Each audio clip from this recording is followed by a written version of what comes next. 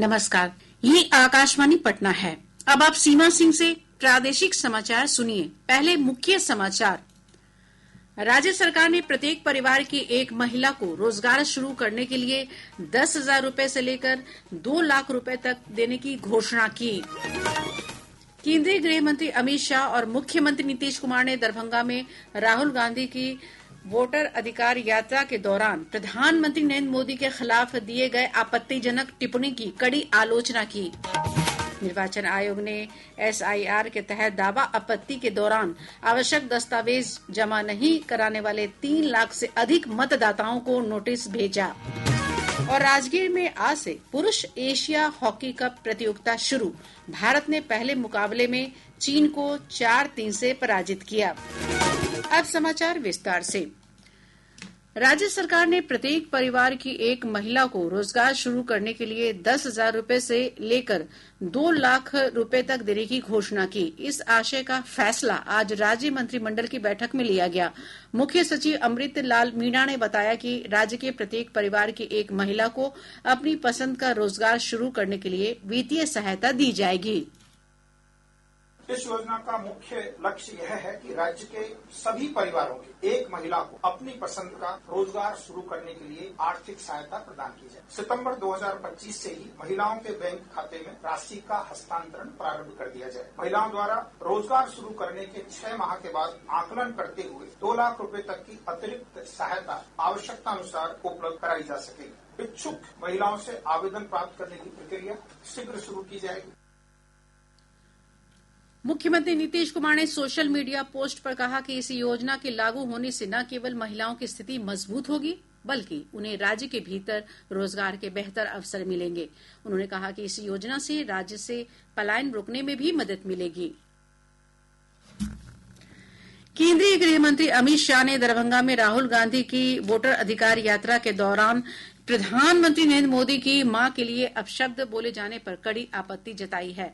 श्री शाह ने आज गुवाहाटी में एक कार्यक्रम के दौरान कहा कि जब से नरेंद्र मोदी प्रधानमंत्री बने हैं, तब से विपक्ष के नेता उनके खिलाफ अपशब्द का उपयोग कर रहे हैं। उन्होंने कहा कि मोदी जी को गाली देने वाले कभी अपने प्रयास में सफल नहीं होंगे। जिनको पूरी दुनिया सम्मानित करती, मगर भारत की राजनीति में कांग्रेस के नेता राहुल गांधी ने जिस प्रकार से घृणा और तिरस्कार की नकारात्मक राजनीति की शुरुआत की है, उसका निम्न स्तर का एक प्रदर्शन उनकी घुसपैठिया बचाओ यात्रा में देखने को मिला। ये घुसपैठिया बचाओ यात्रा जो उन्होंने बिहार में निकाली है, उसमें राहुल गांधी के स्वागत के मंच पर नरेंद्र मोदी जी की स्वर्गीय माता जी के लिए अपशब्द बोलकर सबसे घृणित काम कांग्रेस के नेताओं ने। मुख्यमंत्री नीतीश कुमार ने दरभंगा में कांग्रेस नेता राहुल गांधी की मतदाता अधिकार यात्रा के दौरान प्रधानमंत्री नरेंद्र मोदी के खिलाफ अभद्र भाषा के इस्तेमाल की कड़ी निंदा की है। श्री कुमार ने एक सोशल मीडिया पोस्ट में कहा कि विपक्ष की ओर से जिस तरह की अभद्र भाषा का इस्तेमाल किया गया, वो बेहद अनुचित है और वह इसकी निंदा करते हैं। इधर भाजपा के वरिष्ठ नेता और पटना साहिब के सांसद रविशंकर प्रसाद ने कहा कि प्रधानमंत्री के साथ उनकी स्वर्गवासी मां के खिलाफ आपत्तिजनक शब्द का उपयोग करने के लिए कांग्रेस पार्टी को माफी मांगनी चाहिए। क्या समझते हैं कांग्रेस वाले? कितना अहंकार है उनका, कुछ भी करेंगे। प्रधानमंत्री को तो गाली पड़ते ही पड़ते हैं, अब उनकी मां को भी पड़ेंगे। और जब विरोध में लोकतांत्रिक तरीके से सदाकत आश्रम में प्रोटेस्ट किया जाएगा तो लाठी डंडे से बरसाएंगे। जब जब उन्होंने प्रधानमंत्री का अपमान किया है, तब तब हारे हैं। हम लोग काउंटिंग कर रहे थे, 107 बार उन्होंने मोदी जी को गाली पढ़ा है। चौकीदार चोर, मौत का सौदागर, क्या क्या नहीं। इधर कांग्रेस से वरिष्ठ नेता पवन खेड़ा ने आज गोपालगंज में कहा कि भाजपा वाले केवल वोटर अधिकार यात्रा से ध्यान भटकाने के लिए मुद्दा उठा रहे हैं। भाई किसने की टिप्पणी? इन्हीं के एजेंट घूमते रहते हैं, करते रहते हैं बदमाशी और फिर यही मुद्दा बनाते हैं ताकि यात्रा से ध्यान हटा। ये बौखलाए हुए हैं हमारी इस यात्रा। इनकी चोरी पकड़ी गई है इसलिए बौखलाए हुए हैं। कौन है जो गिरफ्तार हुआ है, किसका आदमी है, किसने करवाया उससे पता लगाइए। ये क्या बदतमीजी कर रखी है, गुंडागर्दी कर रखी है सदाकत आश्रम पे। जनता सब देख रही है, पूरा देश देख रहा है भारतीय जनता पार्टी की गुंडागर्दी, और ये चलेगी नहीं गुंडागर्दी ज्यादा। आप वहीं राजद के प्रवक्ता मृत्युंजय तिवारी ने आरोप लगाया कि भाजपा को आरोप लगाने से पहले अपने व्यवहार को सुधारना चाहिए। श्री तिवारी ने कहा कि जब राहुल गांधी की मां सोनिया गांधी को भाजपा वाले अपशब्द कहते हैं तो पार्टी चुप क्यों रहती है। कि केंद्रीय गृह मंत्री आदरणीय अमित शाह जी जो बात कह रहे हैं, पहले उनको अपने गिरेबान में झांकना चाहिए, सामने आईना रख देना चाहिए। लोकतंत्र में भाषा की मर्यादा का ख्याल सबको रखना चाहिए। लोकतंत्र लोक लाज से चलता है, गाली गलौज से नहीं चलता है। लेकिन बीजेपी वाले जब श्री राहुल गांधी जी की माता सोनिया गांधी जी पर अपशब्द कहते हैं तब ये चुप क्यों रहते हैं। राहुल गांधी की वोटर अधिकार यात्रा के दौरान प्रधानमंत्री नरेंद्र मोदी और उनकी मां को अपशब्द कहने का मामला गर्मा गया है। आज भाजपा और कांग्रेस कार्यकर्ताओं के बीच इस मामले को लेकर पटना में जमकर हाथापाई और मारपीट हुई। कर दिया, हमने झंडा गाड़ दिया है, कांग्रेस का झंडा हटा करके।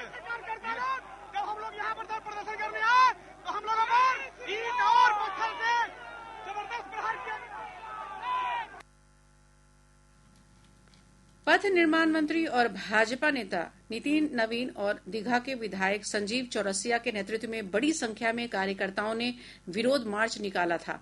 कुर्जी अस्पताल के पास से निकला यह मार्च जैसे ही कांग्रेस मुख्यालय सदाकत आश्रम के पास पहुंचा, दोनों पार्टी के कार्यकर्ता आपस में भिड़ गए। बाद में पुलिस ने मौके पर पहुंचकर मामले को शांत कराया। इस मामले पर नितिन नवीन ने कहा कि प्रधानमंत्री का अपमान किसी भी हालत में बर्दाश्त नहीं किया जाएगा। देखिए, देश के मां का अपमान किया है, देश के प्रधानमंत्री का अपमान किया, यही है कांग्रेस की पहचान। और बिहारियों का अपमान करने वाला, इसको मिट्टी में मिला दिया जाएगा। कांग्रेस को बिहार की जनता धूल चटाएगी, पूरी तरह से ईद का जवाब पत्थर से देगी। इधर कांग्रेस के प्रदेश अध्यक्ष राजेश राम ने आरोप लगाया कि भाजपा वालों की ओर से अचानक पार्टी मुख्यालय पर हमला किया गया। श्री राम ने कहा कि उनकी पार्टी अहिंसा और सत्य के रास्ते पर चलती रहेगी। देखिए, ये आप गलत बोल रहे हैं कि कांग्रेस कार्यकर्ताओं की तरफ से ये हमला से नहीं, हमला अचानक से हुई है और ताले तोड़ के हुए हैं। और ये इस तरह का घटना होना बहुत दुर्भाग्यपूर्ण है। लेकिन एक चीज आपको बता दूं कि हम लोग सत्य, अहिंसा और बापू के मानने वाले लोग हैं और हम अहिंसा के रास्ते के मानने वाले लोग हैं। इसलिए उनको हिंसा पसंद है तो अपना वो हिंसा करते रहे। हम अहिंसा और सत्य की लड़ाई लड़ते रहेंगे। प्रादेशिक समाचार आप आकाशवाणी पटना से सुन रहे हैं। ताजा समाचारों के लिए आप हमारे एक्स हैंडल AIR_News_पटना पर जा सकते हैं। 12वीं पुरुष एशिया कप हॉकी प्रतियोगिता आज से राजगीर में शुरू हो गई।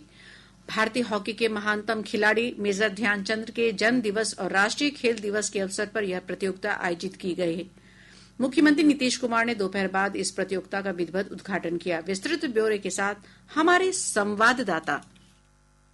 उमस भरी गर्मी के बीच राजगीर में खेले गए मैच में भारतीय टीम ने आज बेहतरीन प्रदर्शन किया। भारतीय टीम का आज के मैच में प्रदर्शन आक्रामक और डिफेंसिव दोनों तरह का खेल देखने को मिला। भारतीय कप्तान का प्रदर्शन आज काफी उल्लेखनीय रहा। कप्तान हरमनप्रीत सिंह ने एक के बाद एक 3 गोल किए और चीन के खिलाफ जीत हासिल करने में महत्वपूर्ण भूमिका निभाई। शुरुआत से ही भारतीय टीम ने तेज हमला किया, लेकिन बाद में कई बार चीन का दबाव भारतीय टीम पर साफ देखा गया। भारतीय टीम ने एक के बाद एक कई पेनल्टी कॉर्नर के मौके गंवाए। भारतीय टीम को 8 पेनल्टी कॉर्नर मिले, इसमें से 4 को ही टीम गोल में परिवर्तित कर सकी। बाद में मीडिया से बातचीत में भारतीय कप्तान ने कहा कि आने वाले मैच में इन गलतियों में सुधार किया जाएगा। भारतीय टीम के कोच क्रेग फुलटन ने भी भारतीय टीम के प्रदर्शन की तारीफ की। उन्होंने कहा कि टीम ने चीन के खिलाफ कड़ी टक्कर के मैच में वापसी की और जीत दर्ज की। धर्मेंद्र कुमार राय, आकाशवाणी समाचार, राजगीर।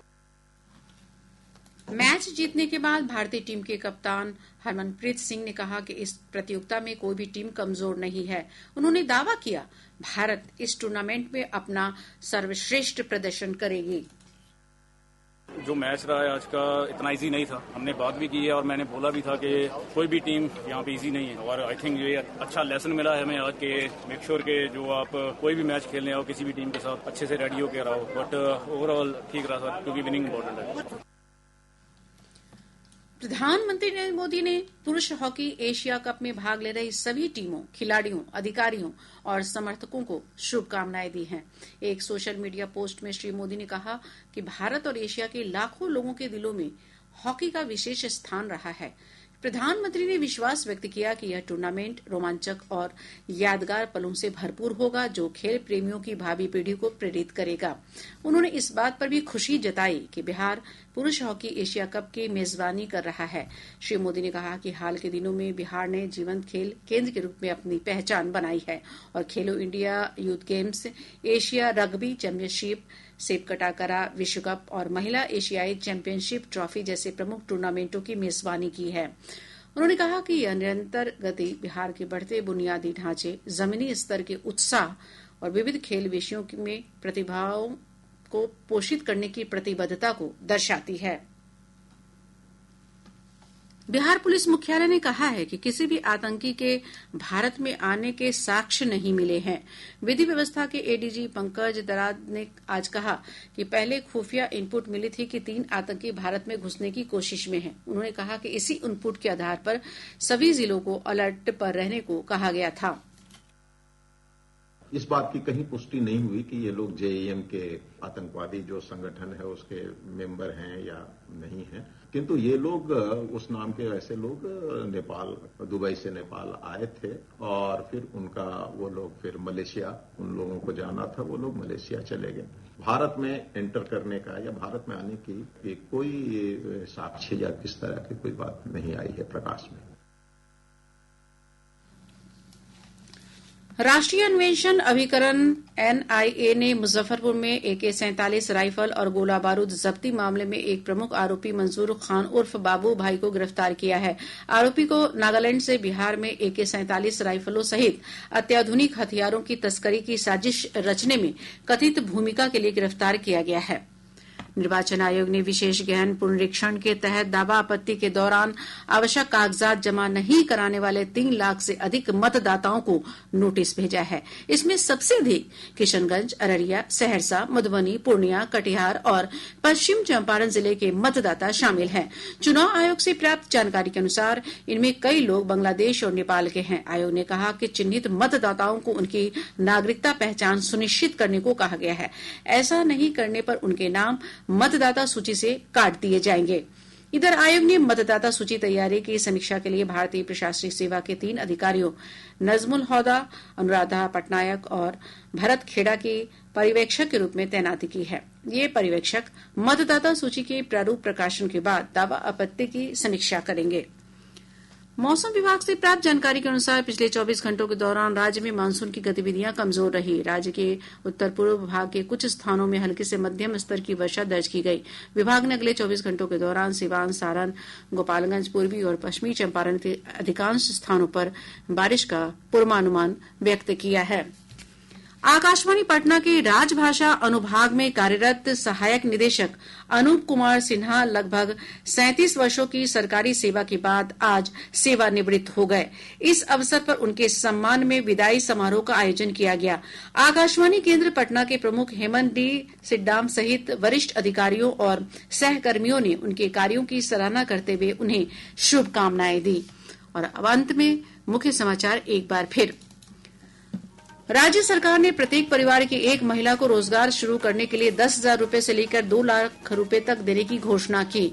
केंद्रीय गृह मंत्री अमित शाह और मुख्यमंत्री नीतीश कुमार ने दरभंगा में राहुल गांधी की वोटर अधिकार यात्रा के दौरान प्रधानमंत्री नरेंद्र मोदी के खिलाफ दिए गए आपत्तिजनक टिप्पणी की कड़ी आलोचना की। निर्वाचन आयोग ने SIR के तहत दावा आपत्ति के दौरान आवश्यक दस्तावेज जमा नहीं कराने वाले 3 लाख से अधिक मतदाताओं को नोटिस भेजा। राजगीर में आज से पुरुष एशिया हॉकी कप प्रतियोगिता शुरू। भारत ने पहले मुकाबले में चीन को 4-3 से पराजित किया। इसके साथ ही आकाशवाणी पटना से प्रसारित प्रादेशिक समाचार का ये अंक समाप्त हुआ।